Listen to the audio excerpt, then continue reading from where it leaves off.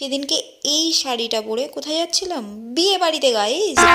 अभी मजा आएगा ना भिड़ो। মজা হওয়ার কিছুই নেই, কারণ পরপর বিয়ে বাড়িতে খাওয়ার পর আমার অবস্থা ঠিক এরকমই হয়েছিল। অনেকটা দূর যেতে হবে বলে আমরা দুজনে বিকেলই বেরিয়ে পড়েছিলাম। তোমরা তো দেখেই নিলে, সূর্য তখন তার নিজের বাড়িতে ফিরে যাচ্ছে আর আমরা যাচ্ছি বিয়ে বাড়িতে। আরে দাঁড়াও দাঁড়াও, বলবো বলবো কোথায় যাচ্ছি, কার বিয়েতে যাচ্ছি। আমরা গেছিলাম আমার বরের মামার বাড়িতে, মানে আমার মামা শ্বশুর বাড়িতে। মামার বাড়ি শুনলেই কেমন ওই ছড়াটার কথা মনে পড়ে যায়, তাই তাই তাই মামার বাড়ি যাই, মামার বাড়ি ভারী মজা কিল চড় না। আমরা সেখানে গেছিলাম মামার ছোট ছেলের বিয়েতে। এখানকার পরিবেশটা এত সুন্দর বলে বোঝানোর মতন না। একটু আশপাশটা ঘুরে তারপরে বিয়ে বাড়ির মধ্যে ঢুকলাম। আমি অনেকক্ষণ চুপচাপ বসেছিলাম, কখন বউ আসবে সেই অপেক্ষা। এই চোকাটা অনেকক্ষণ পড়ে থাকাতে না আমার প্রচন্ড ইরিটেশন হচ্ছিল, তাই গলা থেকে ওটা খুলেই ফেললাম। দেখলাম অনেক ভিড় হচ্ছে, তারপরে বউ প্রবেশ করলো। তারপর বাইরে কিছুক্ষণ দাঁড়িয়ে এদের নাচ দেখছিলাম, তারপরে চলে আসলাম সোজা খাবার টেবিলে। তারপর মুড়োঘণ্ট থেকে হজমলা পর্যন্ত সবকটা আইটেম খেয়ে বাড়ির দিকে রওনা দিলাম।